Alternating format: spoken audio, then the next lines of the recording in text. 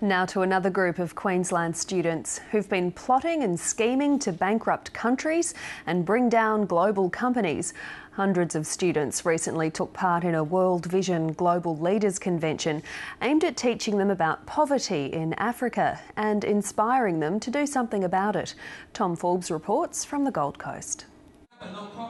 Eddie Trader will tell you the best way to make $1 is to sell on a rising market. 65. 70. 75. 80. 90.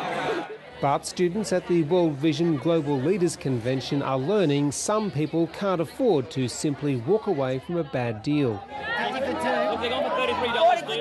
Leave it. I'll give you 50. I'll give you 50 for 2. It's a fun game with a serious message.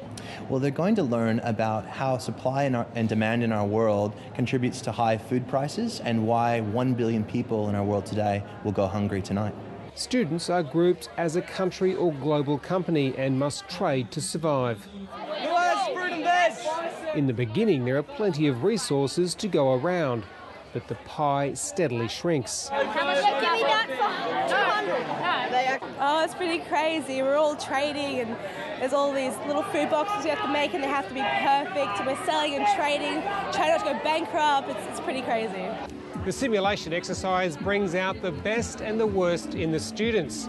Some display generosity and compassion, while others display greed. But they're all young and they're all learning that life for many in Africa really is a matter of life and death. I guess one of the main messages I've got is that the real world just isn't fair. If you don't have enough money or food for your people, then that's just the end. They're not going to be nice to you and, give you food for nothing. That message was made clear to World Vision Youth Ambassador BRITTNEY MACKENZIE when she travelled to Ethiopia in January. Okay, so how are you going in the game, girls? I think we're doing really well. The 17-year-old had a first-hand look at third world poverty. Yeah, it definitely was a culture shock. I mean, coming from Australia where we are literally surrounded by water, we have so much access to it, and then going to there where I didn't have a shower for 2.5 weeks. I mean, it's definitely a big shock for me. Now the student wants to become the teacher. My main goal is to tell them that we can make a difference no matter who we are, no matter what race, what gender or what our age is. So, I try and give them a little bit of an insight through photos of what it was like and what I actually saw. BRITTNEY is an amazing young lady, and to me, having worked for World Vision for 8 years, it's one of the most inspiring parts of my role, is seeing young people from Australia go overseas and become even more aware of the realities of poverty, and then come back to Australia and speak to other young people in their own language and inspire them to make a difference. More than 300,000 young Australians will make a difference in August when they take part in the 40-hour famine. A lot has changed since the fundraiser began 37 years ago.